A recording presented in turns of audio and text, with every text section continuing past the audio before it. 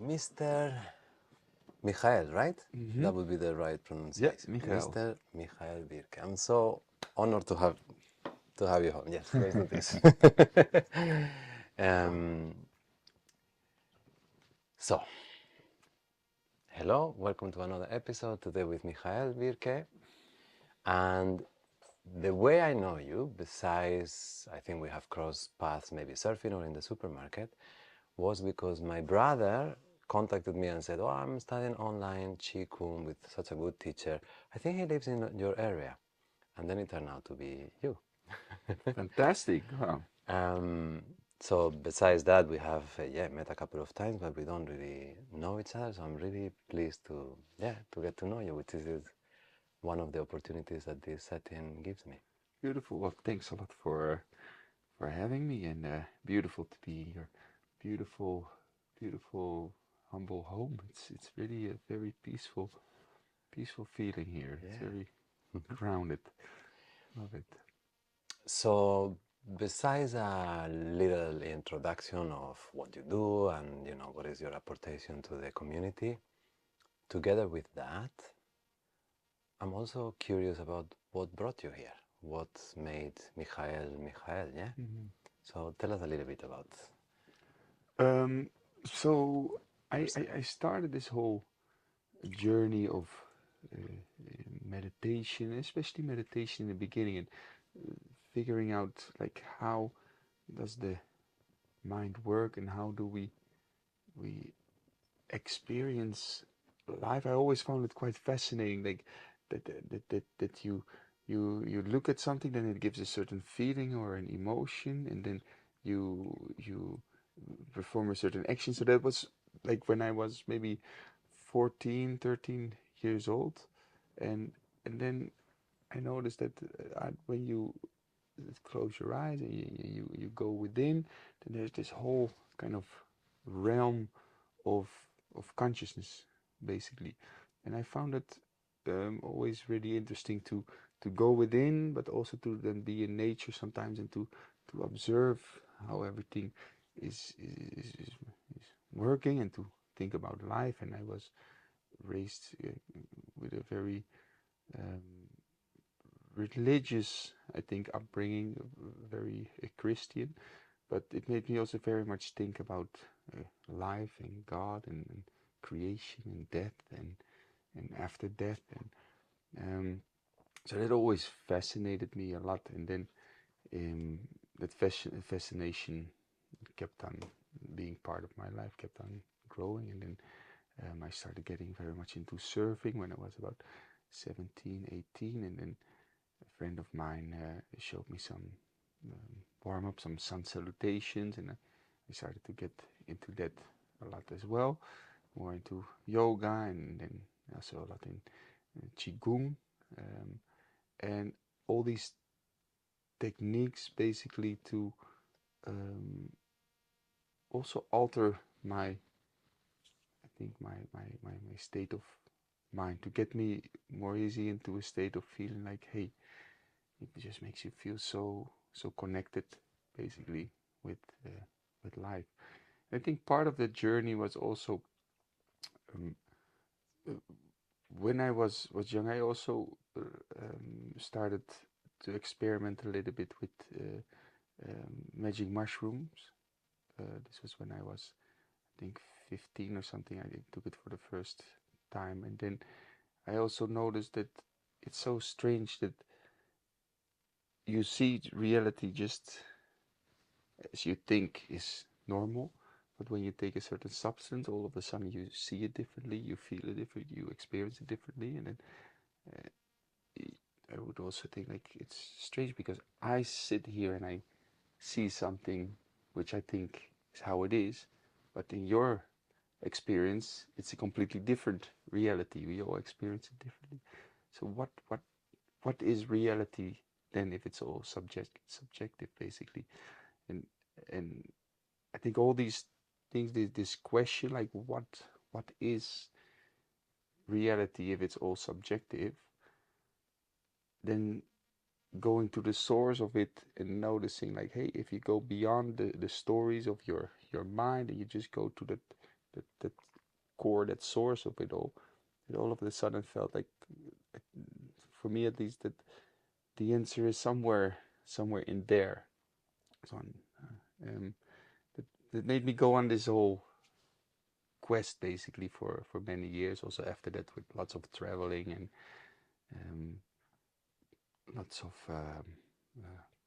these courses, or staying in ashram, or to really go to the core of that question. But it was a joyful journey, so to say. Because often you hear people that start this because of a traumatic experience, a lot of suffering or pain, and somehow, in your case, seems curiosity, yeah? Yeah. There was not like one point. It was always out of curiosity and joyfulness and a love for life. And at one point I was 18, and then I had a big car accident, and then my right side was paralyzed for some time, and the doctor said, like, you probably won't heal completely. And my back was the disc was broken on 2 places, and the hip was broken, and that also made me just really grateful. Like, wow, I'm still alive. Also, what an age, yeah? 18 is also in your full power as a boy, and it cuts your trajectory in a way, yes, no, for sure, yeah. And I think because I was always already so much thinking about life, and very grateful, always felt a strong connection with God or with life, that it was more like, even if doctors then said, like, probably you won't completely heal, or you will always have problems, that I felt, yeah, but I still have my legs. Or, wow, it was such a experience to experience so close to dying. And that same year my father also died, and that was, I was just also very grateful to everything that he taught me. Of course, a sad experience also. When you were young? When I was 18, yeah. Then in that same year, yeah. Not in the car accident? No, not in the car accident, no. Oh, wow. He died of a heart attack. So looking back at it, it was all... Let me just check, because I have made this mistake in the past. No, we are recording. I just don't want to make it again. Yeah. So on the same year you had a car accident that almost paralyzes you, and you lost your father. Yeah. Oh, wow. Yeah. What an entrance into adulthood. Yeah. But I think with these things, of course, it's all very sad, but suffering is a part of life. But I think the amount of suffering depends so much on where is your core of your identity. If it's very much, if your identification is, I am my relationships and this physical body and the things that I have, my dreams, and then if one of these things gets shattered or broken, then your whole being is broken basically, because that's what you feel you are. But if it's more of a, like, all of these are just layers, are just shells, but at the core there is something much deeper or eternal, or that's always connected with the greater life. And I think you can experience all these things as more of an enrichment of life than something to make you resentful or make you really suffer. Again, suffering is part of life, and of course there is sadness in these moments, but there is always this sense of trust, that you trust life. Did that come with you, besides the curiosity and that appreciation for life? Did you ever have a mystical experience when you were a kid, or did you have moments besides with mushrooms? Do you have peak experiences that have helped you anchored this trajectory? I wouldn't say like very strong mystical experiences. I would have sometimes that all of a sudden you would be somewhere and you just start to cry from the beauty. You see a beautiful... I remember one time being in Morocco, or one time just at home also when I was younger, and all of a sudden you just feel this beauty of, and you don't know really where it comes from, and it's just there. Um, uh, and I think experiences like that car accident, when because it was like a head-on collision with another car with something like 100 or 110 kilometers an hour. It was a full it, and I had a lot of dreams also that I would die in my dreams. So before the car accident. Before the car accident, and also after the car accident. I still had a dream like that some weeks ago. But maybe that makes you uh, let go of a very deep fear that we all carry with us in life, the fear to lose everything. If that's experienced sometimes something like that, then maybe the fear is also gone. Did you, just about the car accident, did you have this moment of time slowing down towards the impact or collision moment that people describe? I don't remember a thing. I don't remember. I just remember being taken into the hospital, and then it was like 2 days later I woke up. Um, yeah, and then it was in Australia. It happened in Australia. Then I woke up, and my mother and my brother, they were there. That was like something like 38 hours later or something. Yeah. And then, so from there you started investigating further. And something that is interesting with you, you have a foot on each path. I don't know if both feet on each path, but you have entered in the yoga branch of things and meditation, but at the same time you are also walking the QiGong path. In which way they complement each other, in which way they are different, do they suit different people, what is the what is the difference? I think the beauty with Qigong is that it's very much about softening and about a little bit about less control and less effort, which helps me very much to easily go into a state of meditation, of just complete undoing and feeling that spaciousness, enjoying the fruits of your work, of creating that spaciousness basically. But I think to get your body into that looseness, into that openness with Qigong, it will take quite a long time, like in terms of months, or whereas with yoga, it's a bit more effort, it's a bit more control, at least in the type of yoga that I was practicing. And I think this is something very powerful, also with some of the powerful breathing techniques that are in yoga, the pranayama techniques. But I also do notice at the same time, if I'm not careful with the yoga, when it's all about effort and control, and then actually at the end to really sit and meditate and completely let go, it doesn't feel the same as doing it after having a session of Qigong. Whereas if I would do yoga for some weeks or months, you really feel it. It's the body gets completely loose and vital and strong. But to go into that state of really completely effortlessness and letting go with the mind, then Qigong is the perfect thing of creating that looseness and dissolving that part of ourselves that always wants to be in control, kind of thing. You follow a bit what Yeah, I yeah, yeah, yeah, say? totally. So I think that goes really well hand in hand, and I'm sure there is some people may be listening now that say, well, yoga it's also not all about control and effort.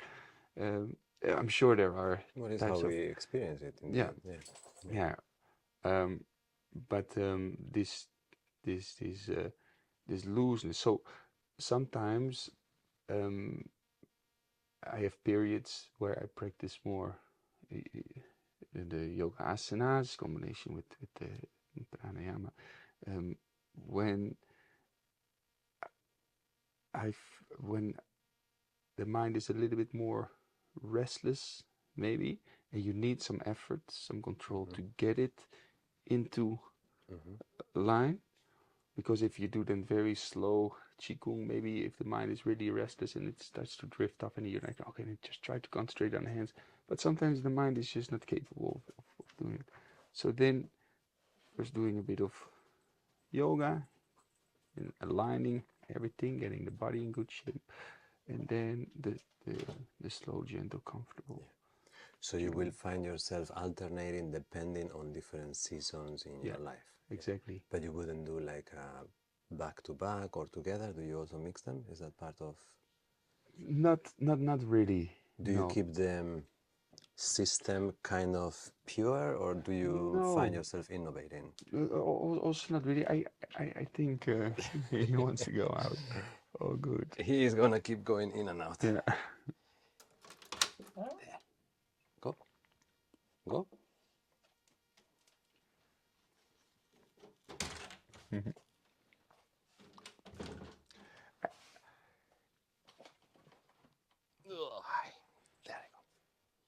Yeah, I wouldn't say like to that you should not mix them because it's not pure, or I believe very much in mixing things that feel good for you. So um but I just think to have a full sequence of qigong and a full sequence of yoga, it would just take a long time. That's basically it.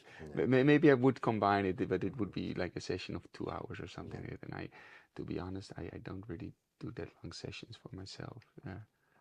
But it can be very useful. Have you practiced a bit of qigong? Qigong I have as part of the warm-up for Shiatsu, because Shiatsu has more of an Far Eastern tradition, yeah, so it's Japan, and often the teachers will use either, what's the name, Do-in, which is a Korean technique, or Qigong. In my case, sometimes I find it difficult that everything is standing. I suppose you will get your body used to it, but sometimes I have found it a little too static. But when I had that impression, I reflected on the fact that it was indoors in a room on a concrete floor. And I remember thinking, this must be different in nature, because when you see people practicing Qigong, it's always in parks, in mountains, by lakes. And I felt maybe if the floor, if you actually have a connection with the planet, it would be a different experience. So I park it there in the, when I have time, drawer, but... No, but for sure, I agree. It feels very different if you find a nice place with some big trees, and it really helps with that kind of vibe, that kind of energy. So you find a nice place somewhere here. Because it has also that, no, Qigong, it has this relationship to the planet, to the cosmic energy. It has a I am in the cosmos kind of vibe, right? Definitely, yeah. It's very much about that that you're part of all the energies, all that make up this reality, basically, and about connecting and aligning those different types of energies within your own system, within your own cosmos, so to say. And for that, yet being in nature is beautiful. It's very good. Do you, in Qigong or in the whichever technique in that branch, it's a matter, if I understand correctly, it's a matter of channeling energies that are already there, but are there also practices where you generate your own qi as well, that you are a generator? Yeah. Yeah. So there are techniques in which is especially also about transmuting the sexual energy. That is like an energy generator there, and if we use it in a way that is not very conscious, this energy that is then generated, it just wants to go out to reproduce or to feel sexual desire, but that the generator, to use it to start to bring it in and start to expand it out into your whole body, to nurture your whole body, this Jin energy, and to kind of nurture your brain. So it is very much about generating that energy or transmuting energy, because energy is energy, but how is it being used? And then that's something we can consciously start to choose, kind of. Yeah, and this last part that you mentioned, the sexual energy, it's especially important for men. At certain point in your life, your frequency of ejaculation should diminish, or at least you should keep some of your seed and transmuting.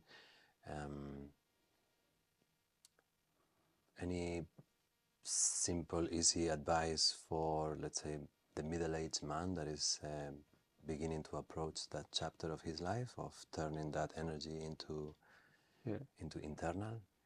Well, there are for sure much better. First of all, it teachers out there that know a lot more than me about it. For example, Mantak Chia is a beautiful teacher in this, but yeah, it's something that I think when you start meditating more, which of course we would highly recommend everybody, to be able to feel and to become fully aware of our whole system, but to also feel the desire, but not to start acting upon the desire. So if that pressure, so to say, because especially for men, I think there can be a lot of kind of pressure, that outward pressure, and it starts to control our whole brain, it starts to control our whole nervous system, our whole being. We just want to ejaculate or have sex, or we get very aroused. But to become fully aware of, okay, what is it actually, that feeling, what is that sensation, not the mind that goes into fantasizing or thinking how you should get that energy out, so to say, how to find sex, but to feel like, what is that actual feeling that is, okay, you start to feel it, you start to breathe it, and you notice that when we can go beyond the mind and just directly feeling it, that it is energy, and then to feel that it can charge us in a way. So that we start to use the awareness to feel it, and feeling is connecting with it, basically. And then with, for example, certain breathing techniques that you can do, is that you start to breathe towards your belly, towards these centers, and it's called in QiGong your lower dantian center, your lower energy field. Your around the heart, your middle energy field, and around the brain, your third, your higher dantian. So that you start to breathe from that area, and as you inhale, you start to pull this a little bit in, and you start to breathe up to the heart, and then you hold it in for a little moment, and then on the exhalation, it's like you start to expand it out. So you start to bring it up. It's like you suck it up in a it up, way, yeah. and then you expand it out that way, or bring it up even more, and expand it out that way, instead of it just wants to, the pressure just wants to go there. So we consciously then have to make a choice. How do we want to channel the energy? Are we getting controlled by the pressure, the primitive or animalistic behavior, or are we going like next level consciousness, you could say, into a more evolved being, and then we can start to choose how do we want to use the energy. First, again, it's very important to become just able to feel it without judging about it, or without thinking what you should do about it, to change it, but just to feel it. Okay, that's how it feels. Then you're connected, and then always with a positive mindset. That's something very important. Not like, ah, man, I should not feel so horny. I should not. This is not good. I should, no, because then it's one part of the self in conflict with another part of ourselves. It's a natural energy. No, no need to judge. Just to feel like, ah, okay, beautiful. Ah, that's how it feels. All right. You bring it up a bit. Okay, let me start to breathe it into my system, and then you're charging really your whole system, and then you also by training you evolve your consciousness from a yeah a very primal animalistic chasing after desires and wanting to fulfill your desires, and like a hungry dog or a hungry wolf, you become a more supreme human being. You mentioned before or right now in the explanation this of not judging and staying positive in the mind, and it's something that the little contact I have with you from seeing your videos and your posts, you seem to have a very resilient positive energy, in the sense that I don't see you as a denial of truth. Like, I can see you as a person who can see the problems, but your disposition is always very positive and very inspiring. And you mentioned before this gratitude for life. Was it always like this? Were you always like a very half full type of person, or is something that requires discipline to maintain and you have kind of nurture, or both? Thank you for saying that. I have been growing up in a family from a young age where it was very much about gratitude, yeah, towards God. So this, let's link it to the Christian thing that you Yeah, mentioned before, yeah, because if I hear that from what I remember as a child, immediately when I put religion on top of things, it doesn't sound like a positive yeah, layer to things. yeah. But you are describing it as a beautiful thing, and I have come in contact with people with Mm-hmm.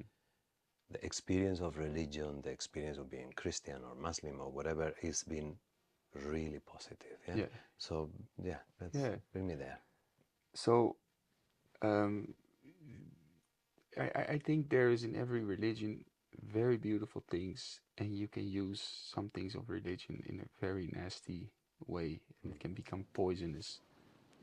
But that's with everything. A knife, you can make beautiful food, or you can kill someone. Um, the same with religion. As soon as it becomes also dogmatic, as soon as it becomes like a part of identification of you want to defend, but you don't believe what I believe, but you're wrong, you're going to hell, and it's judgment. Then you mix the fear and ego, kind of poisonous ego, you mix it with something beautiful, and it becomes something very ugly, so to say. So um, I grew up, my parents were very Christian, but always about the message of Jesus, that it was about love, about surrendering yourself in for the good of others, and feeling the love and forgiveness and acceptance of that. Also, a little bit like uh, um, um, in beginning of my upbringing, also like you're going to hell if you don't believe it. God is all loving, but you're going to hell if you this I never understood, and that's also part why I started to investigate myself also in different types of religions in a later part of my life. But Were your parents tolerant of your investigation? not really. Okay. No, they accepted it, Mm-hmm. but they were like, it's a wrong path. But the further, my father had also 3 times a heart operation. One time when I wasn't born yet, and one time when I was 10, and one time when I was 15 or something. And these operations were always like a 50-50 chance of survival. And I think he also, in these things, um, you at the moment when you're really about to maybe die, maybe you wake up, maybe not, then I think all your beliefs are really They going. narrow down to a Then, very yeah. small group. Yeah. Then it's, yeah. What about belief? I'm now here dying. What do I really feel? It's not about belief, but what do you really feel? And I think he came a bit more to a much open-minded sense of, like, it's about love. It's about love for of God, and feeling that love and forgiveness of God of life. So he opened his mind a lot in these things. But I think there's a very beautiful message in the teachings of Jesus. I think that's spot on, and whether you believe or not that he died for our sins, or for me that's not even that important. But if we look at His the life, core message, yeah, yeah, his persona. yeah, What a man. it's something so inspiring, so beautiful. And but then also in the Bible, it sometimes says, especially in the Old Testament, that it can be very about a violent, vengeful God. And then I don't feel much of a connection with that. Maybe because I don't understand it. Because but then I feel, well, that part is just maybe not so much for me. I take out the part which is very inspiring. But I feel that in also Buddhism, in Hinduism, I see even in Islam, I see there's beauty in all these things, but it's about just taking out the the beauty of it. But to come back about that positive is a positive mindset and about gratitude, I I think if from a young age also you you kind of train yourself how to see the world. Mhm. So if in your brain grows in a certain way, how the neurons are firing together, how they interpret this reality, it's all a story you put around Yeah. it. So if you get trained, or if you train yourself, um, Because I can see, if I look at myself, I imagine a more beautiful world, but I got stuck looking at the problems of the world that I live in. yeah, So for many years, my flavor was critical and disappointment, yeah, frustration. So it really touches me when I see someone who, instead of takes the other side of the coin and sees positivity, which for me is a lifelong journey. mm-hmm. Now I see myself looking at the bright side. Now I see myself feeling with gratitude, but it's been a long journey. Yeah?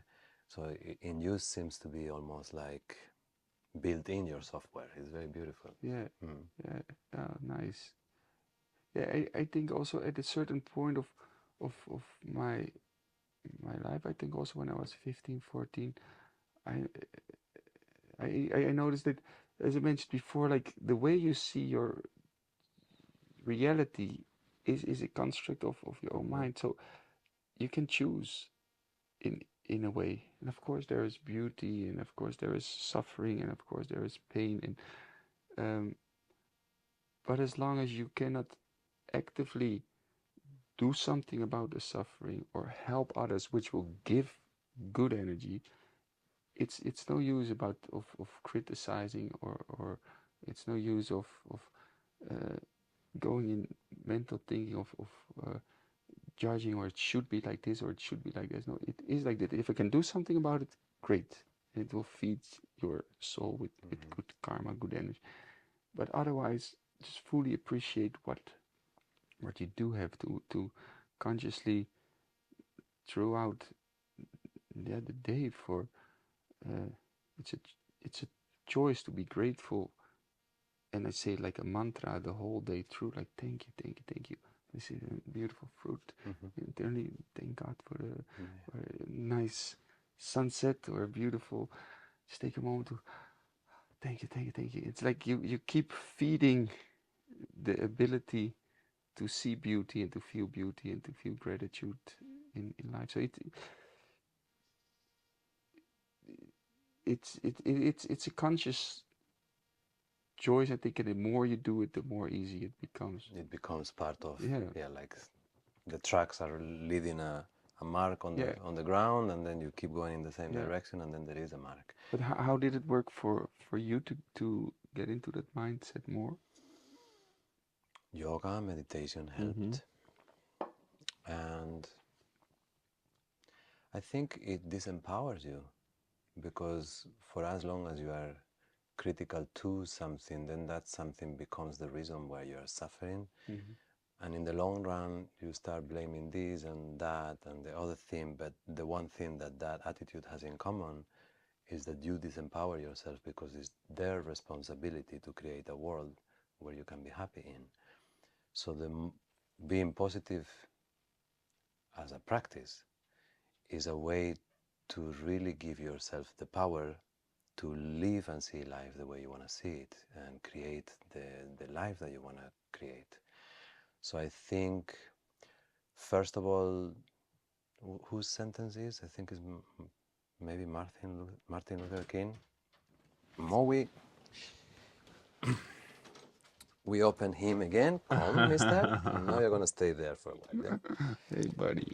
What was it, the sentence? I abandon hatred because it simply is an energy too heavy to carry, or something like that, yeah? Yeah. So in itself, the energy of negativity and opposition is very hurtful for Yeah. the person carrying it. So it's Yeah. very heavy. Yeah.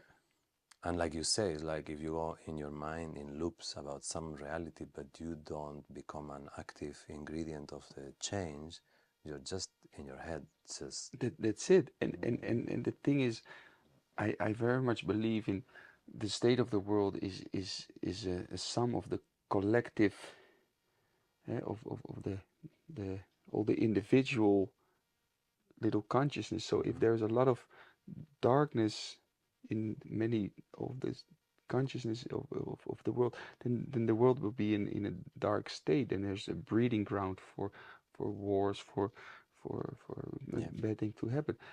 So uh, to I think to become very judgmental and looking at all the problems, you're not fighting the darkness. You're not doing. No, you're You're in just prison. adding to the darkness, Yeah. because you become dark yourself. You become negative. You become pessimistic. You stop looking at and appreciating what there is already in life. It disempowers you to really do something for others.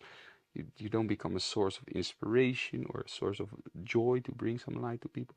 So the only way, I think, to really uh, make the world a brighter place is to start brightening up your own heart, your own soul. And when you pay attention, it becomes quite clear.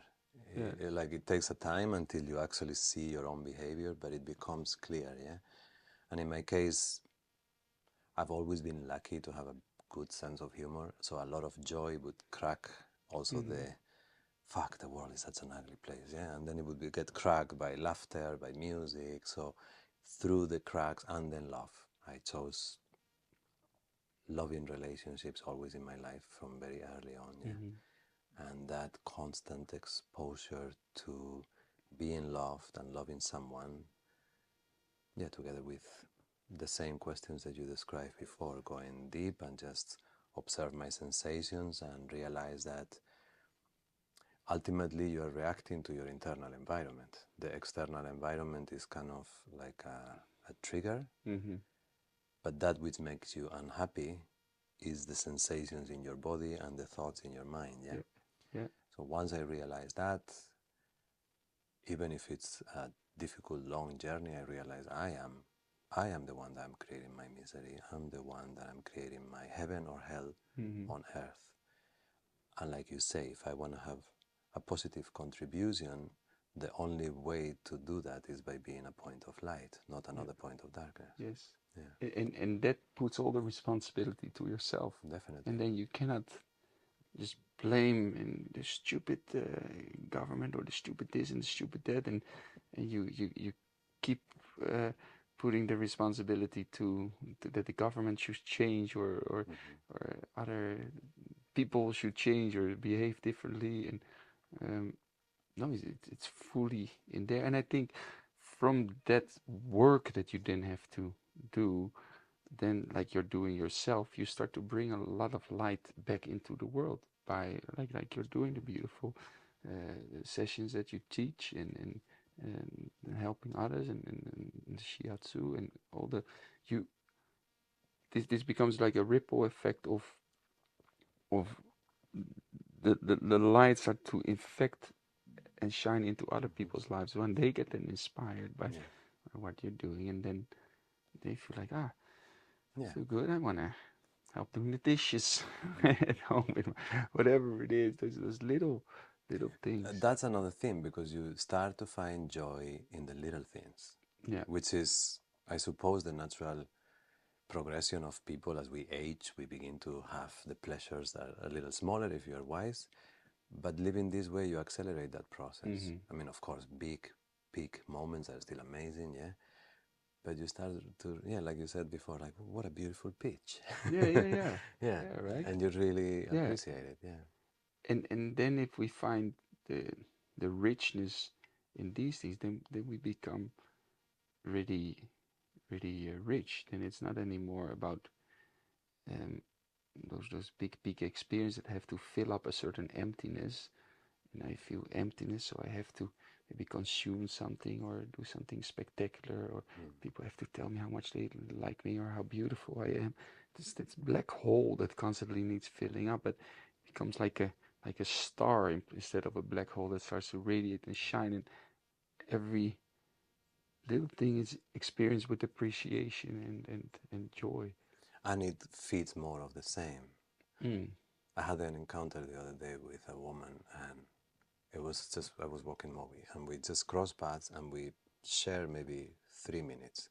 She used the 3 minutes to talk shit about Mm. every single person that had crossed her path, and people are very racist and this and that. And after a while, when I was very calm. She caught me in a very calm moment, and then she was like, "But you're so calm." I said, "Well, you have to choose where you put your energy, yeah." Mm. But it was so obvious from this side. It's almost like I was seeing my past self in, Yeah. in different moments of my life. But when that is your vibration, of course you're going to attract more of that. Yes. Like it's inevitable, because you see yourself as the source of something happening to you, but what is actually happening is that you are manifesting that. You Yeah. are creating that. Yeah. Yeah. Yeah. And your brain gets wired to see it also. It's of course attracting the kind of people that also like to complain about it, so you keep feeding, but also you you you constantly pick out the the things that are in line with the way you feel, or in line with what you believe. Just like these things when you just uh, bought uh, a red car, then all of a sudden you see red cars everywhere in the street, or those kind of things. Your brain becomes very narrowed and selective to the state it is already in. So the whole world seems dark and seems, and you want to be fed to confirm your belief. So you Exactly. start watching things on YouTube or that confirm your belief that the whole world is maybe dark or racist or in war. But it's the whole thing what we talked about earlier also, about that energy that wants to go in a certain direction, and if we live unconsciously, then we stay stuck in that loop.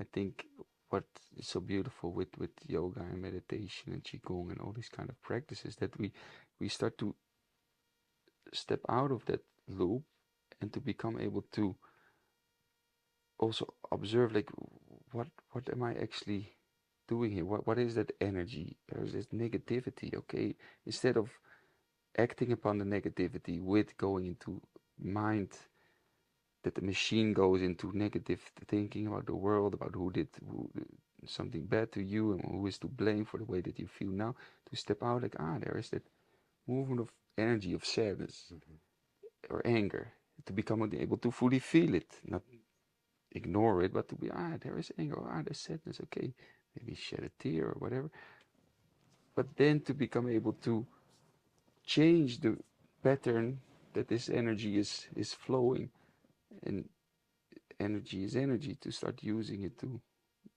maybe I can use this energy to generate gratitude. There's so much wisdom in that sentence. Energy is energy, because there is such a non-judgmental. You can be angry and still that is good fuel for something else. Or you can be sad, but if you really fundamentally understand what you just said, energy is energy, is so freeing, because it eliminates judgment, and that allows you to see almost anything as something that you can use. Yes, Yeah. 100%. Yeah. And like you say, anger, there, it's not necessarily that anger is bad. It's an energy that can be very empowering sometimes. Or the sadness is also an energy that can sometimes be very useful to process things or to feel things. But as soon as it becomes a very unconscious thing and we get stuck into a loop of seeing the world in a way, or feeling that doesn't bring us nowhere, that is disempowering, that is very, we could call it negative, so to say, that is spiraling down, then if we start to live a bit more consciously with all these beautiful techniques, that we see like, okay, we can use this energy to spiral up into a brighter, lighter, empowered state, in more conscious state of being. And with you mentioned the accident or the loss of your father, but did you ever feel a moment where giving up was tempting? Did you ever have a dark night of the soul where you felt this, the tree being chopped and you having to show up to care for it? Or yeah, do you have a I see myself, I can almost pinpoint 2 or 3 times in my life when I decided, okay, I'm not going to leave any more space for the I give up energy. But I can remember many times in my life prior to that, such a, almost like sweetness in the temptation of saying, oh, no, I can't. Yeah. And then working with people, you see that energy again and again. People who don't believe they can make a difference, who they don't believe in themselves. Did you ever experience that? You seem so confident, naturally relaxed, confident. But did you ever have a moment of self-doubt? I think sometimes I had it a certain phase of my life, just very, very shortly, but I always also know that at the same time, like, that would really no use, because I very much believe in that the the journey of the soul just continues in exactly the same way. We can step out physically, but the same experience of suffering or joy, it just continues into a different form, so to say. Um, so um, I I always try to then feel like, okay, this is also an experience for my soul to have. This is also an experience of that darkness, or feeling very down. Okay, also this is in a way feeding my soul with experiences to uh, um, and of course in the moment it just sucks to feel like that, and there's a lot of resistance, but I think also there the mindset kind of helps, that everything is an experience for us to have. And it gives you contrast as well, Yeah.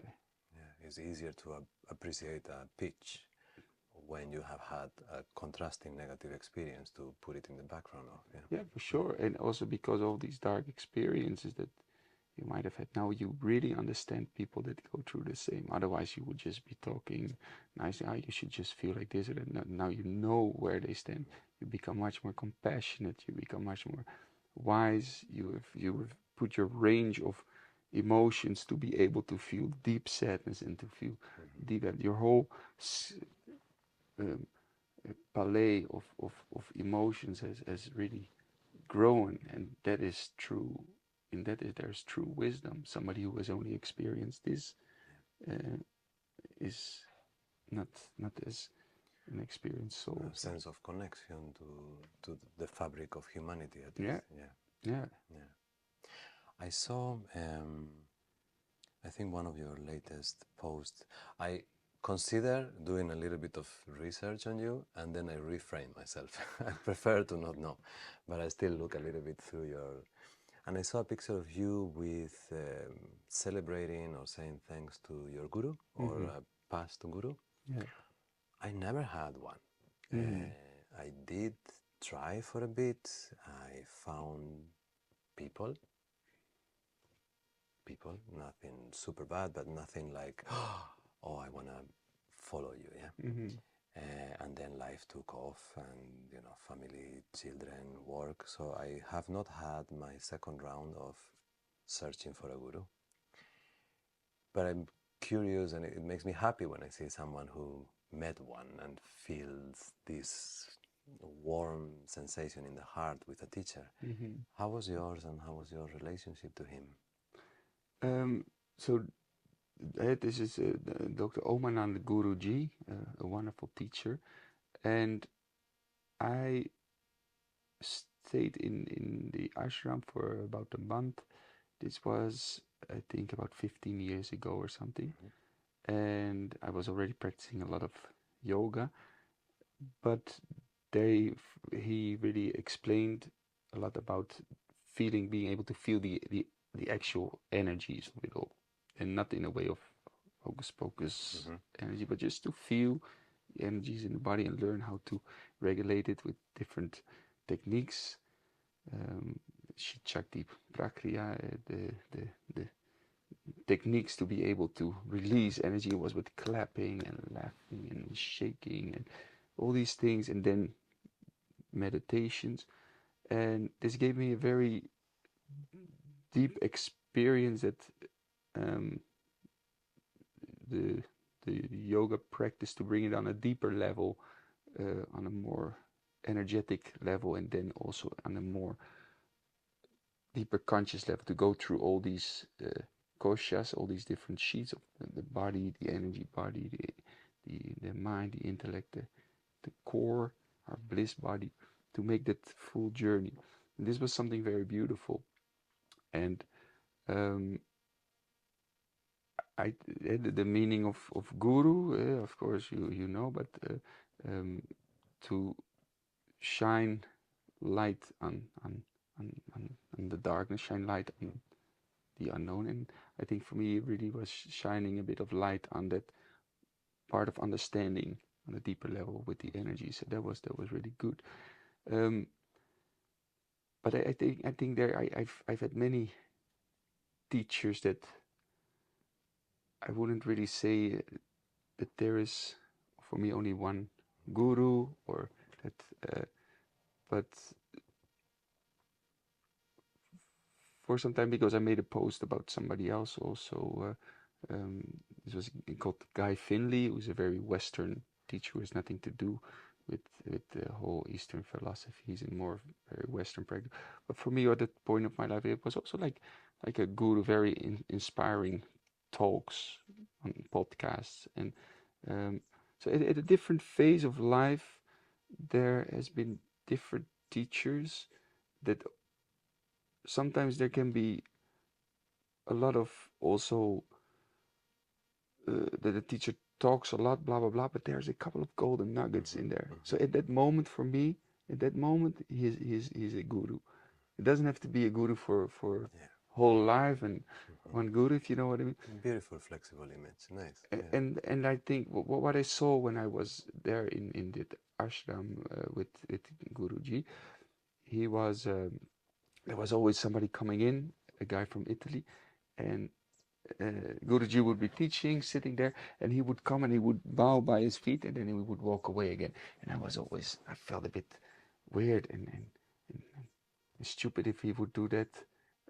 Like the Italian guy was like 30 years old. And I think, you're not gonna bow for somebody.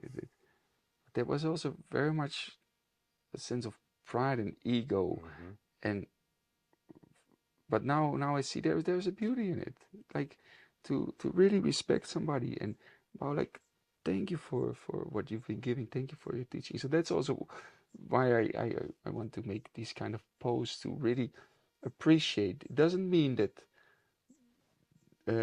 in this case for me Guruji is my idol, my greatest guru, and for the rest of eternity he will be my king. But I just really appreciate the teachings, and uh, um, at that point of my life, he's been a guru for me. But it's quite flexible um, interpretation, I think, of Also, we are living in a time where the old models of what a guru used to be is very difficult to maintain. We're yes, traveling, we have different cultures, yes, lots of information, too much information sometimes, yeah. yeah, So it's a different world as well, yeah. So yeah, that model needs to evolve as well, I yeah, suppose. yeah, yeah, Mm. yeah. Because in the olden days, it was that if you want to be taught by a guru, it wasn't about that you give some money and then you stay for a month and then you go away again. And you would dedicate You have to your knock on the time. door, they kick you away, come Yeah, again. yeah, and you would have to daily spend hours to just help out to Uh-huh. clean up things, and then you could maybe have a little bit of his teachings, and then you would roll slowly into it, and then for years you would be guided, and this knowledge would be transferred in words and in energy, but you will have put a lot of effort. So then you grow a very different type of guru student relationship with it than nowadays, of course. And of course, there is a beauty in that, but it's just like you say, this is a very different time. And what is your relationship with you being placed in that role? What is, now you're a teacher, Mm. and I suppose like every good teacher, you must be a little conflicted with the position, or maybe you have fully embraced it, yeah. But as a teacher, I still sometimes find myself in an awkward situation, not situation, but self-awareness of being someone giving guidance or Mm-hmm. giving instructions when I myself feel at times still very lost in Yeah, myself, yeah. But how do you see the position of the teacher for you? Like, um, yeah. I think it grew on you. It was a decision. It happened, and how has the process been? I think um, I always had the feeling I have something to share. I, also when I was uh, little bit younger and I started to get into these things with meditation and yoga, and I would have conversations with people, and it would be inspiring conversations. I would be very interested in them, but they would also be interested in what I would have to share, or you could say teach. So I kind of rolled into it, and my father was a preacher in the church, in modern church. My mother was a bit of, so from a young age I saw every Sunday. So for me it was maybe a very Mm-hmm. natural thing, but I still feel I'm just another guy. I'm just a human being who's got some tips and tricks, and I don't That's consider what we are, myself, yeah. yeah, I don't consider myself like a teacher, or being more than the students. I think I just got something fun to share, just as fun, something deeper to share, just as somebody who would be very good at skateboarding or playing guitar, and I would go to the person and he could teach me some tricks on the guitar, and I would be fully listening. I would not consider him um, Ah, yeah. higher or Mm-hmm. something, and like that I see myself also. I just have a couple of things that, thank God, I came into my life that I have learned, and now I can share it with others. So I don't think there's too much of a hierarchy sense in it, and with that, it doesn't feel maybe weird. Yeah, we see it similar. Yeah, Yeah. that's how it feels. Yeah, it feels. Yeah, maybe I had less of a comfortable relationship with the whole guru model. I remember maybe because of my anarchist kind of view on the world, I had more of a I don't like it. I Mm-hmm. did find myself trying to be a good student and really breaking the pride barrier and really accepting someone as a guru, even if it was functional for the time being. But the model itself always felt quite flawed for me. So for me, this more horizontal way that, listen, I'm in this position, who knows, in 10 years or in 10 months, maybe I have to ask you for some advice on something else. Yeah. So I feel it's, But did you ever had like a teacher where you felt like, hey, this guy or this woman, he's got really, this is inspiring. He's got really some things to share, to say. very much, very much. In person as well, I met 2 or 3 people, but then reading books, listening to people, like it's a completely different world now that we can listen to someone that lives thousands of kilometers away. And I find the voice is a great method for transmission. So even if the person is not in front of you, but if you can hear their voice. Also, their ideas written in a book is important. But the fact that we can actually hear conversations and see videos and listen to podcasts, I feel the voice actually can carry a lot. Definitely. So even though I have not met them in person, I have teachers that I really, really appreciate and feel very thankful for. So, but in a way, you could say then that's also a bit like a guru, or even if it's just short part of your life or at certain points of life. I think somebody who just shines a bit of light on certain things. For me, for example, also Osho is very beautiful talks, and just shining a bit of light on certain things, or many different teachers that can help to see things in a little bit different way, to bring understanding, like, okay, yeah, oh, yeah, I feel it or see it, or just to bring some inspiration. And I think, like you say, just the voice is something so powerful. If you speak it, it's some wavelengths that then, or some vibrations that are then releasing a whole scala of neurons that are firing together in your brain. So it's energy that all of a sudden starts to fire together in the brain. So it's a transmutation of energy in a way. and there's a certain sincerity that is very difficult to fake through your voice. There's a certain authenticity in you being who you are without pretending that you are something else. That your voice carries very, very raw. So, yeah. Yeah, absolutely. Before you mentioned one thing that I actually wanted to ask you, you said if your identity is here, then it's very reductionist. Where do you place identity? You mentioned the soul, you mentioned the journey of the soul, the different karmatic waves that we have to carry on and we bring from before. If you would say, this is me, or you would say, this is me, where would you place that center of identity? Yeah, Or maybe it's a question mark rather question. than a pointer. Maybe it's a question. Yeah, yeah. I think as soon as it becomes pointed on something, then You lost it. you kind of lost it, right? Yeah, because then there is that idea of identification, like you want to place it, you want to confine it, but I think it's more something fluid. This becomes now a very theoretical conversation, of course, but I think it's like a constant flow of sensations and feelings and emotions, and the thing that is experiencing all these things, and the space in which all these experiences are happening. So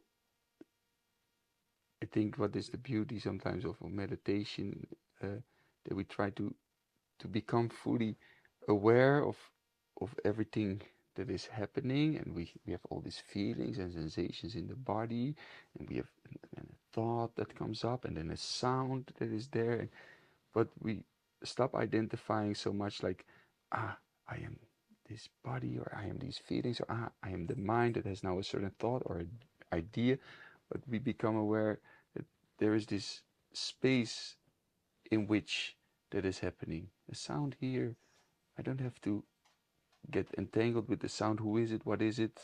Do I like the sound? Do I don't? But it's happening in this space, which is space, Mm-hmm. but not so much anymore. I am this, or I am that. I am that. I I'm the space in which all of this, and that is something, um, yeah, which is cannot be really defined. I think it just Yeah. can be experienced. It might be less theoretical than we think, because sometimes maybe our perception of ourselves as this narrowed down individual is just a concept or a belief that we have internalized so much that for us it feels natural. Mm-hmm.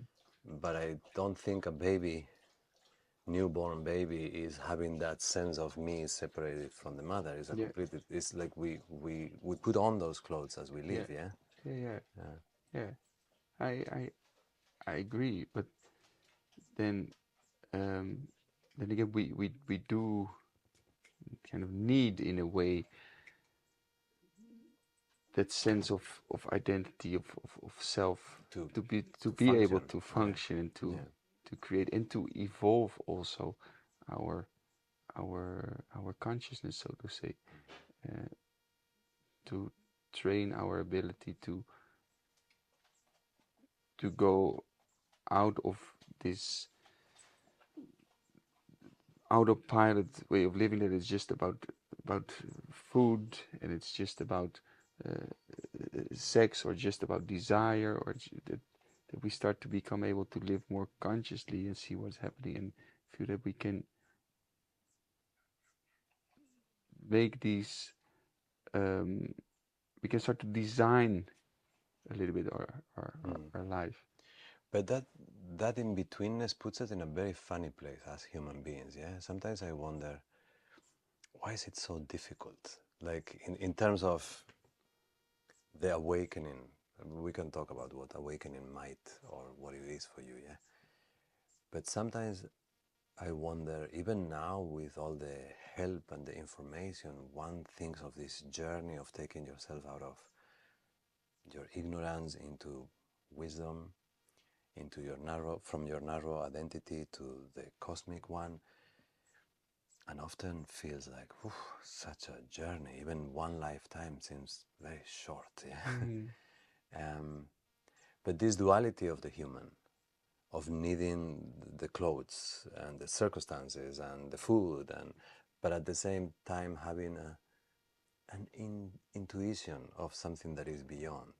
Mm-hmm. It puts us right in the middle. It's a very specific embodiment. It's a very specific incarnation to be a Mm-hmm. human, yeah? Mm-hmm. Yeah, yeah. I think also we are, uh,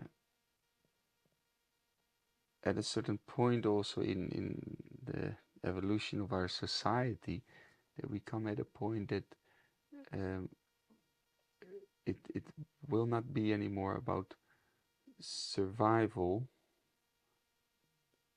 because everything will be already arranged for people. Everything, we don't have to uh, work on the land anymore. We don't have to uh, work in general anymore, because I think this becomes maybe another conversation, but that robotics and AI and all that stuff, I see it in a kind of positive way. I'm a kind of positive person, but Mm-hmm. that humans don't have to work anymore. So all of a sudden, there's so much time. What are you gonna do with the time? We know now that spending too much time on just entertaining yourself with the stupid screen is just creating brain rot, and just will make people depressed and unhappy. I think people will start to figure out we need something now that will nurture our brain, and that we use our time not anymore to get as much money as possible, or to survive in a way, but to let our soul thrive on a deeper level. And therefore, I think things like yoga and meditation, spirituality is gaining so much momentum and so much growth because people see that it's essential, even if we have everything now that we need to survive. We are very unhappy if we don't take care of the soul. But if you would have asked people 40 years ago, even 20 years ago, when um, um, if who did yoga, very few of my friends, also they were yoga hall, they would make fun of me, and now everybody is I practicing usually ask people, have you ever practiced yoga before? And I remember when in the beginning there would be 3 or 4 hands yeah, rising. Now yeah. no one has No, not practiced at no, least a little bit, yeah. it's becoming very much part of our society. So I like watching science fiction movies, and you have in Star Wars you have like this planet where they train young Jedi's, where they train children to become to really use the full potential of their mind from a young age.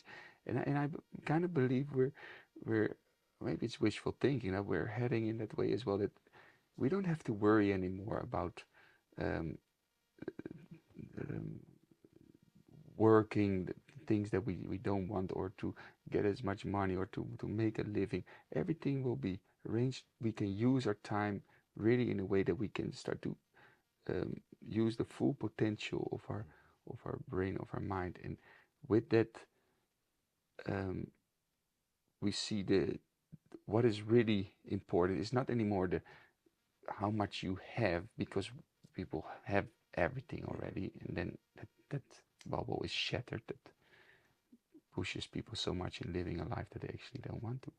But that we start to see like, hey, we can use our time and effort in a way to really cultivate joy and happiness and living together. Now, in the school of my son and my daughter, they are 6 and 7. Uh, they've been getting meditation classes every morning Oh, wonderful. since they started there, since they were 4 or 5.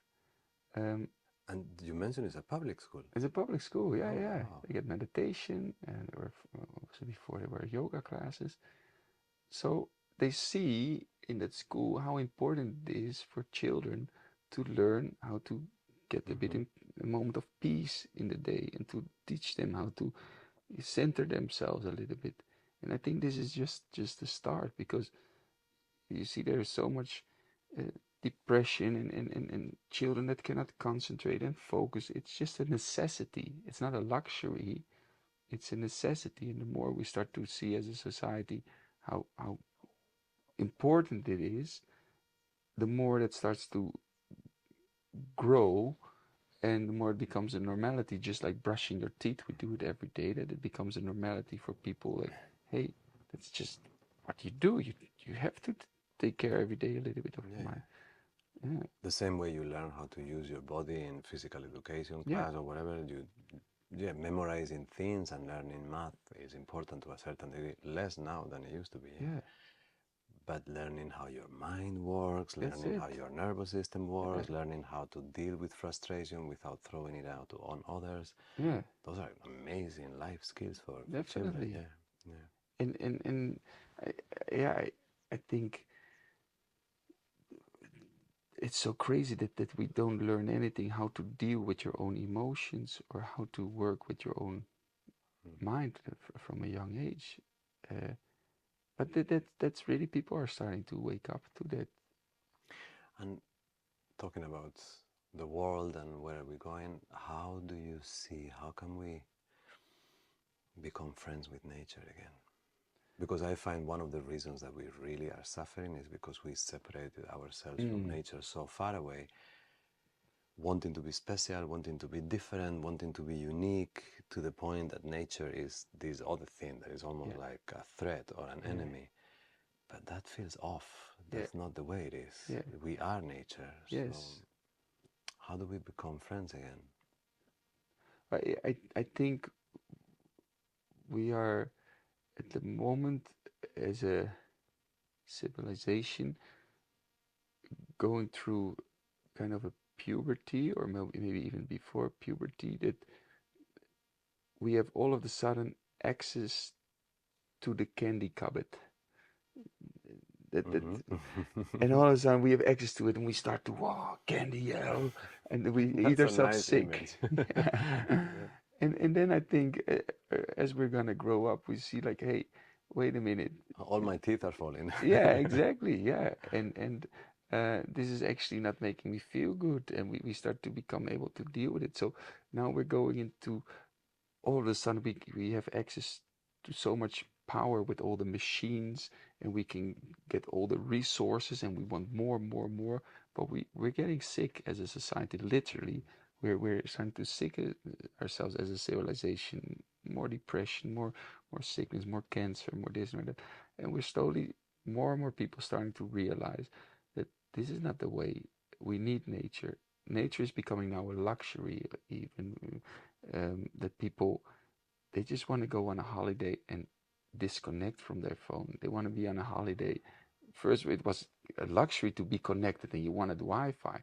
Now, most of the people that I speak, they want to go on a holiday. They want a couple of days of just being in nature. So it's shifting, and I think it's a part of growing up to make these mistakes, to feel the consequence, to feel the suffering, to feel the pain of it, and then changing our behavior. So um, I think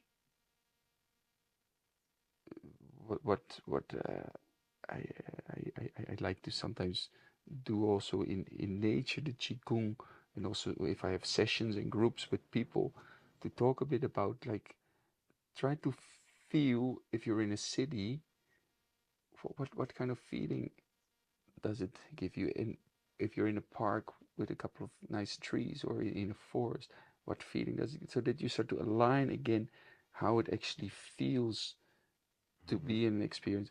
And if we start to align ourselves again with how does your heart or your soul feel when you are in nature, then we start to make different choices from the heart. I heard a story of a woman who had different kinds of autoimmune illnesses, and she couldn't find the solution, and somehow she started close to her house taking forest walks and trekkings, and eventually she healed. In that case, in the story, she had even a bit of a relationship with a special tree. She was talking about it. But then when she was asked, so what do you think is the mechanism that allows you to heal? And the way she put it, it was very nice. She said, I have an energy field, and my energy field in this moment is sick or is ill. But when I go into the forest, the energy field of the forest is way bigger than me, and is very healthy and very wholesome. So I bring my energy field inside the big, healthy, thriving energy field of the forest, do it for enough time with enough commitment, and eventually your energy field begins to mimic the healthy one. Beautiful. So that's, she didn't make it into more mystical than it needed to be. It was just very matter of factual for her. Beautiful. Yeah. Beautiful. Wonderful analogy. Yeah. Like Yeah. you put a little bit of ink, water in the ocean, eventually dissolves into the ocean because it's bigger. Yeah. Yeah. Beautiful. Mm. And I think there is also now um, more and more really research being done for that, and um, results are just showing that it helps so much to heal people, even if it's just very basic stuff, but putting plants into hospitals, that it really helps. So we start to see that it's a necessity. It's not a luxury to have nature. It's a necessity for us human beings to thrive.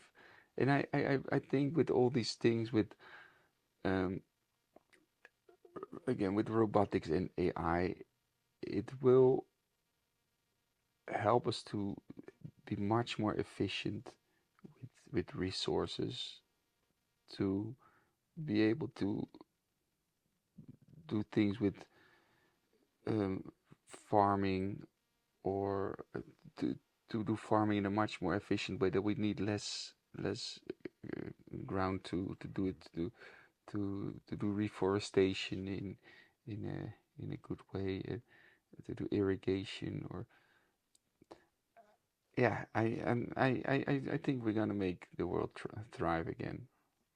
I love to feel that way. Yeah, So and then if we're gonna also have the luxury of having time, because 100 years ago people just didn't have time to do yoga and to do meditation. No, you were working full on, and then there was no time. That the spirituality was a luxury. Now we see spirituality, we have all of a sudden more and more time. It's a necessity for deeper level to nurture the soul. And if we're going deeper and deeper into finding that potential of what we're all capable of with the mind, and seeing that we all the tasks of calculating and remembering things, and that's just what we're using the mind for, is just that 10%. But to use that full 100%, that we are capable of so many more things that we cannot even imagine. So talking about the untapped potential, let me check that the battery is still going strong. It is. Let me turn it around this way.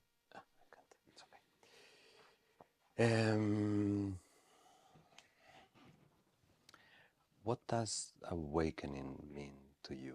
Like, let's say the beginning stages of the journey we are taking is maybe to find some emotional clarity and maybe to establish on that positive approach to life. But once you commit to the practice, commit to the process, what are we to expect in an awakening journey? What are the stepstones? What do you see? What are you feeling? What do you see in people? What is your take on what awakening actually means?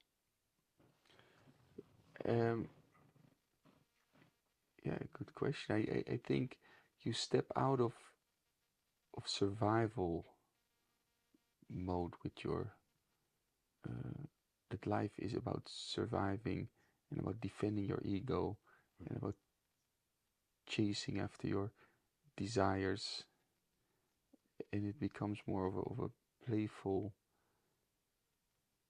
light experience that we see that everything that we were thinking we should defend, or how people should see us, or all these ego things, or that we have to accomplish something to be complete, never ending, leading to a black hole that needs to be keep that we start to see, like, hey, it's all already there. You're already complete, already connected, already loved. It's all already there. There's nothing to accomplish, and that it starts to change. Of the great paradox, yeah. We train hard to see that there is no reason to train for nothing. Yeah. But to get to that state, Yeah. we have to, right? We have to do work, and it's a maintaining also, I think. But that we understand that instead of having to take something to complete us, to recognize, hey, you are already complete. There's just something to give, in a way. It's like we've been digging, and all of a sudden, bang, you get to the the the the, the spring, and it starts to spray out the Beautiful. in abundance. But there is a bit of work to do to get through all these, let's say, illusions that keep telling you that you're not enough, or that you first have to accomplish this, or that there is all these things about your past that you should be ashamed about, that people won't accept, or all these constructs, all these layers that go over that beautiful shining source, which is pure and light, so to say. So I think that's the beauty of the practice of yoga and qigong. It's a pretty clear techniques and instructions to get to that state, just momentarily sometimes, just a little moment where you feel like, yeah, nowhere to go, nothing to do, already complete. And to start getting your sense of identification out of all the to-dos and what you have and the stories about yourself and your past and identifications with emotion, to for a moment just identify with that source. And maybe it's just 10 minutes or maybe just half an hour, but you take that with you in the rest of your day, that you remember what you are in essence. And the more you do it, the more your identification becomes with your real self, and the less identified with, yeah, your your stuff that you have. And in doing so, also your relationship to the idea of death changes a little, no? Yeah. I mean, we don't know until it comes. Yeah, fear will be in one way or another. I cannot play. I'm over it. But I do feel that my relationship to the idea of death is changing. It's scary, but in a Yeah. different way. I'm not terrified of it. Yeah. Yeah. Neither it feels the end. How does it feel for you? But just like you're saying it, it's like when the moment really comes of that, Yeah. then it's like what I said about my father, right? That he had 3 times those heart operations, that he would maybe die of or not. He also said, like, yeah, you can have all these beautiful theories, but when you're really laying on your bed, then it's all of that goes out of the window. So for now, of course, I can have the beautiful theory that it's just a continuation of the soul, and you just let go of this physical form, but you continue in something else. But maybe at the moment of death, you really feel all of a sudden you're standing in front of a big unknown, a void, which will give a lot of fear. For now, I think, yeah, there's this sense of acceptance with it. It's a part of the journey. Uh, the most important part, I think, of our journey as a human being, to be at that state of having to really let go everything that you think you are. But it makes sense, because if you cannot let go of an opinion, if you cannot let go of a belief, or if you cannot let go of a political identity, to let go of your whole body Yeah, and life and yeah, people is going to be really difficult. So yes, we somehow train letting go small bits. So when we have to let go of everything, we have,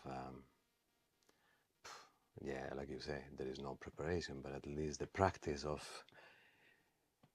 being relaxed, letting go. yeah, yeah, Yeah. yeah, yeah. And I think a big part of what what the practice of meditation also brings is the ability to to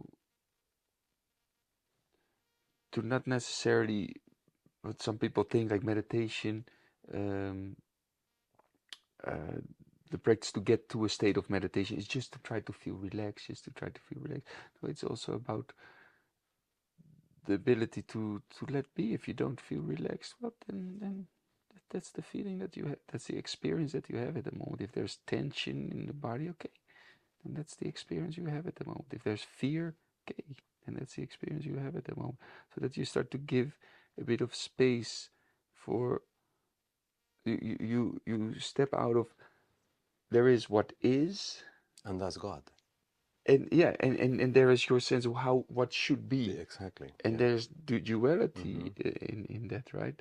And to become able to also at the moment of that, then maybe to feel like, okay, maybe there is the okay, that's also an experience, that to embrace fully life in all its completeness. Yeah, because what is of a higher hierarchy of what Yeah, you think it should be, yeah, because what is already is. yeah, yeah, yeah, yeah. Let me check in my question list and Mm. see if I have something big that I haven't asked you. Ah, yes, I Mm-hmm. do have something big that I haven't asked you. Breathwork. Ah. um, just walk me through a little bit. I would ask I become now 3 years old or 5 years old. What is the shift? Why did pranayama become breathwork? What is the difference? I know it's now super popular, but it seems that breathwork refers to kind of like a smaller section that has very strong results very quickly, Mm-hmm. yeah? But maybe because I'm a little bit old school, I feel that that is inserted in a bigger puzzle. Even pranayama would be reductionistic to a certain degree. That would be wider, would be maybe contemplation or meditation or even the Mm. whole yoga tree. Yeah? But breathwork has got a lot of momentum. Mm-hmm. And I've seen, of all the teachers that I have seen addressing breathwork, you are the one that seems to bring some of the questions that I have about it. Mm-hmm. Like you want to bring it into a bigger context. And that's my impression, yeah? Mm-hmm. So I'm very happy that you would be the first person that explains me what really is. Of course, I have Mm-hmm. read books and seen podcasts, but I want to have your take on it. So, um, I, I think modern day breathwork is very much about very strong breathing techniques Mm-hmm. that you do to unblock your emotional system. Almost put To you in a psychedelic state in Yeah, a way, yeah? exactly. Yeah. Yeah, just like yeah, psychedelics. It's just like taking psychedelics to alter the chemistry in your brain, to alter the chemistry in your whole body, in your nervous system, to release emotions, to have big experiences. Both physically, the tingling and all the sensations, and that can have its own benefits, just like ayahuasca or just like other psychedelics. Um, but it's a peak experience, and I think it doesn't help us to make the uh, awareness and the mind more subtle for daily life, to become able to just be with how is, what is. We want to have a peak experience, to almost Step out of distract what ourselves, is, yes, yes, yes. to have a little moment to step out of it, and then there's boring life again, the boring old life, and you need those big. So, but it has its own benefits because it can be very insightful. Sometimes people all of a sudden feel emotions that are really stuck in their system on the It subconscious could be a level. good way to unlock a pattern Yeah, or something yeah, like that, no? Like yeah, get some momentum going. yeah. Yeah. But that would be um, like one experience you did something you don't want to do like every day, or every week, and also um, I think it gained so much popularity because we live in a very restless society. Mm-hmm. So we take that restlessness into the spiritual practice as well. People Yeah. don't want to, that's what you see in yoga, asana practice as well. It just becomes about the yoga asanas in a very powerful way in a hot room where you feel the sweat, the burn in the skin, and heart rate up. And then at the end of the asana session, it will be just maybe 5 minutes of laying in shavasana, and bang, back to the society, uh, back to normal life. So we take a very restless state of being into the spiritual practices in which we are still not able to just find the stillness, to slow down, to calm down. And this is what pranayama really is about. It has many different types of breathing techniques. It has a strong breathing techniques also, but just as a little preparation, also not half an hour of hyperventilating or something, but just a bit of a preparation to Yeah, activate, like to Kapalabhati unblock, or yeah, something like that, yeah. to open Mm-hmm. up. But then we want to slow down, and lengthen the breath, the prana, life energy or the breath, and the ayama means to expand, to lengthen, and yama means to control. So we want to expand, to lengthen the breath, to slow down. So it's like, as a society, we just took out the thing that is entertaining for a restless mind, so to say, but the slowing down now, that's boring. We don't want to do that.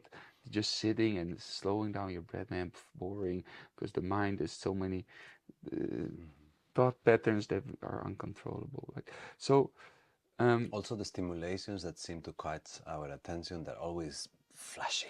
that's There's it. always something, the Yeah, red dot on the white wall. They yeah, have, yeah, but yeah. sometimes the wall is just white. Yeah. Yeah, Yeah. beautiful. And I think we are very much entertainment seekers in our society. We always want to be entertained, and everything has to be more spectacular, more taste enhancers in the food and CGI in the movies, and everything more spectacular. And the thing though is that we're then missing the point. It's actually about going into silence more and more, and that's where the gold is. It's below. It's not up and more high, more up and more breathing, more power, more strong emotions. It's going beyond the emotions, going beyond the mind, and going to the deep state of stillness, where we find that big spaciousness of our consciousness, so to say. So um, I think it is still beautiful, because people do get a taste of what it's like to have a moment of real quietness or peace within, with the strong breathing techniques, and they will get interested in diving deeper into that. Just like in the yoga, people start sometimes off with just using it as a way to exercise the body, to get more slim and strong and beautiful, and the more they do it, they realize, like, wait, there's actually more to yoga than just the asana practice. So it's still a beautiful thing, not judging it at all. No, But but it's beautiful that they have the guidance of someone like you that can take that peak experience and contextualize it in a bigger context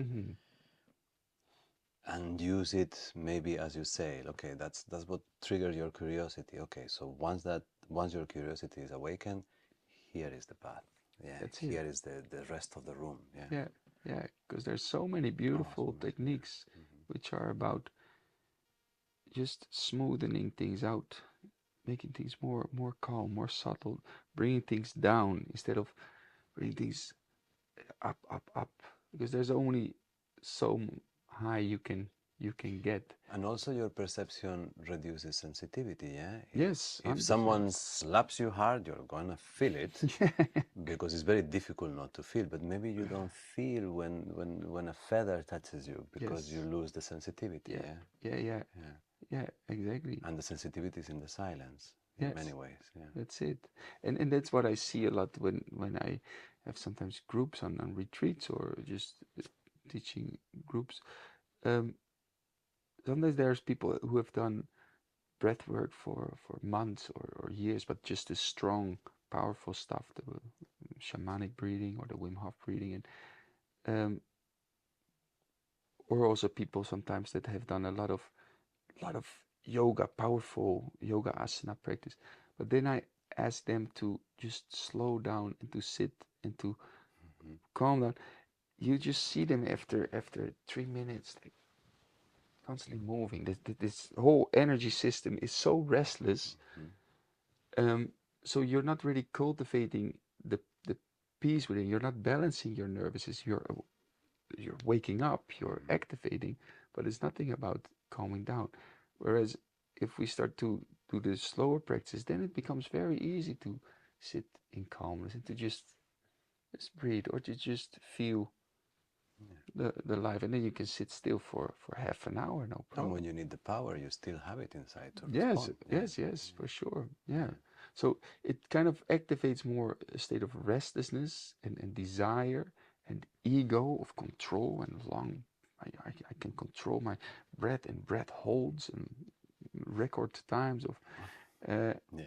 and so it feeds the And it ego. attracts men specifically, yeah, Yes, yeah. yeah, Yeah. absolutely. Our competitive nature and Yeah, our look what I can do, yeah. yeah. But the thing though is it also then um, um, very much stimulates that restless energy also in sexual desire. Ah, you find this connected? Yeah. Yeah, for sure.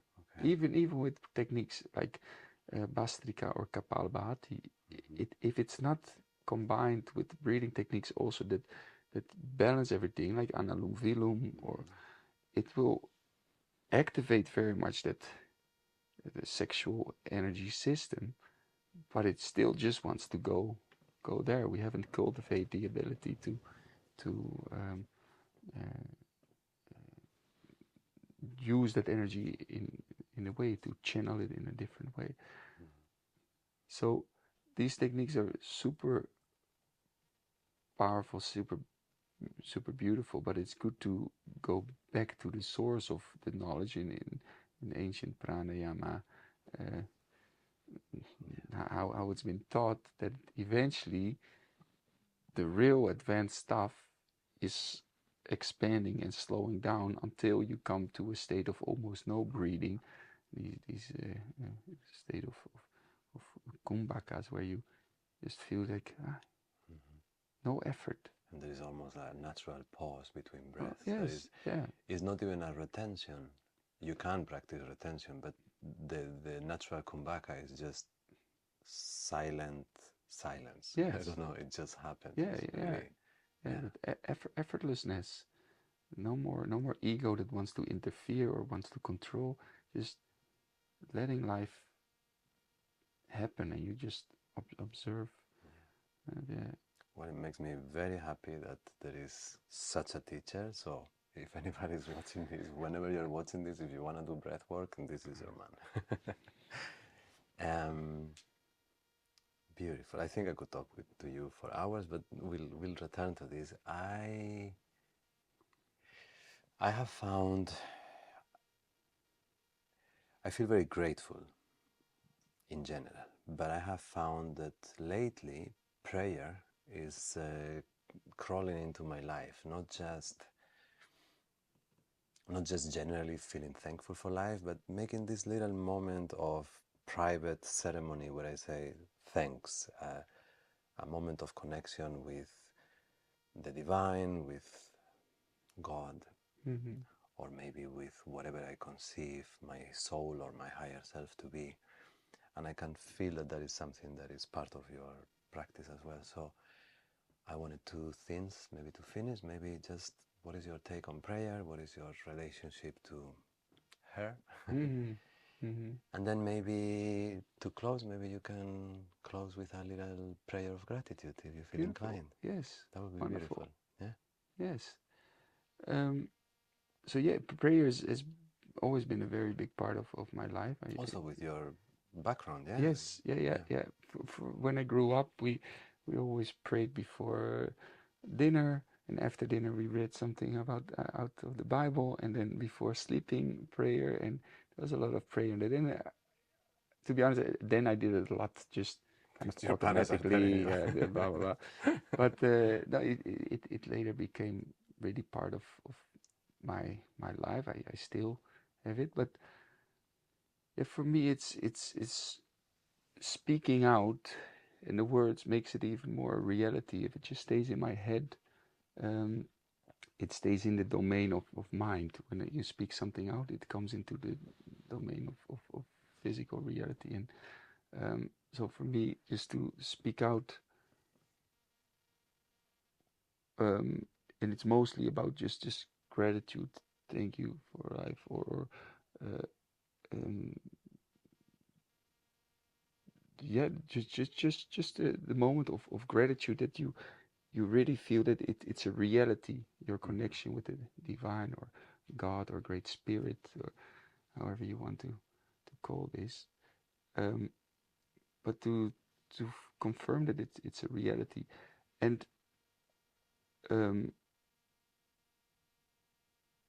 I what I think also that prayer shouldn't be so much about asking. Mm-hmm. It's more about just acknowledging the things you're grateful for, or acknowledging what you have already received, or acknowledging that also sometimes if we want to receive something, that it's actually already a reality in another layer of dimension of time, but to acknowledge the gratitude for it, so that you bring your version of yourself into that state of reality. But that's a whole other topic we can spend a long time I heard talking about. someone saying that think of words not as descriptive but as creative. Yeah. And then if you think of your speech as a creation, Yes. not a description, then you see the manifestation in the words. Yes. Yeah. Mm-hmm. Beautiful. Yeah. Beautiful. Yeah.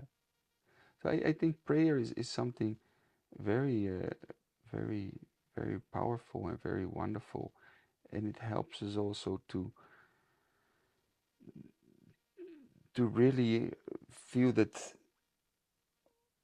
we are connected to a much greater intelligence that with our human mind we are never able to understand or describe, and there's no use trying to describe God, I think, or people have now that if you say God, they link it to a religion, or if you would say Great Spirit, God, and it's Native American religion, or Supreme Consciousness, then it's Hindu, or but it's just like we are small cells in a big body, and the cell cannot understand the whole body, but the cell is constantly nurtured by the big body, and it's a much bigger system in itself. But the cell can start to uh, experience that it's part of something much greater than itself, and that's for me also that case in trying to explain what God is. It's just like, yeah, or just when you see the wind that moves the trees and moves the clouds and makes ripples on the sea, that I would say, um, I want to put God in a container. Mm-hmm. So I catch the wind in a bag, and then I say, look, here is God. It's like that. We cannot, but we can feel it, and that's what happens if we spend some time in nature or just in meditation or pray, to feel like, you're part of something much greater than yourself. You feel the And in a way, it's part of who we are that has to stay in the mystery, yeah, right? yeah, Because we want, of course, have answers for everything, yeah? But there is this part that by definition will always be a mystery. yes, That doesn't mean that it doesn't exist, yeah, but is almost by definition unknowable. yes, Yeah? Like the Zen saying, it says, not knowing is most intimate, yeah? Mm. yeah. And I think this is the whole mystery of life also, that basically we are part of the same consciousness, we are part of the same totality, but it doesn't understand itself. That's why it has the experience of separation, and experience like, oh, I am this and you are that, and that. So if that mystery wouldn't be there, then it would be it would be Lonely. not the experience anymore. Yeah, it would be one again. Yeah. Yeah, yeah. Yeah. Oh, very beautiful. So you lead us through a prayer? Yes, beautiful, beautiful. So it's, I think, always good to come to a position, and you can just hold your hand whatever way you want, and then taking a couple of nice calm breaths. You too, Moe. Thank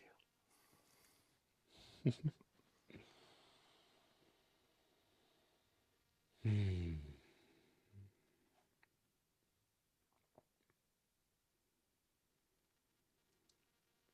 Life, God, Great Spirit, thank you, thank you, thank you for the life experience that we can have, for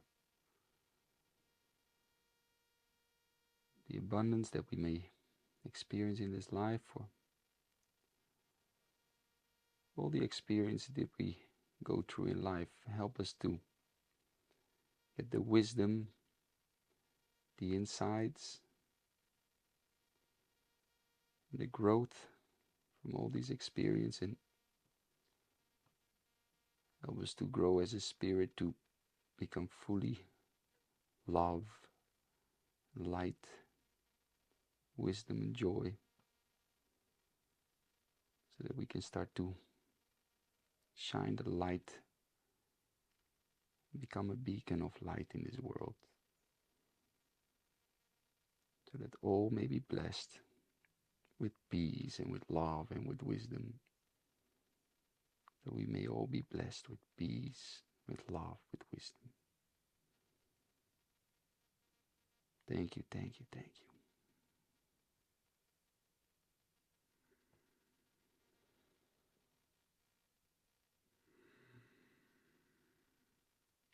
Thank you, Michael.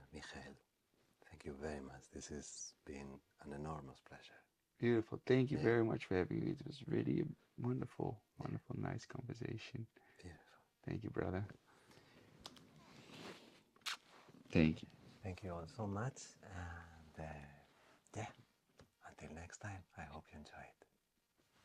Thank you, friends. All the best.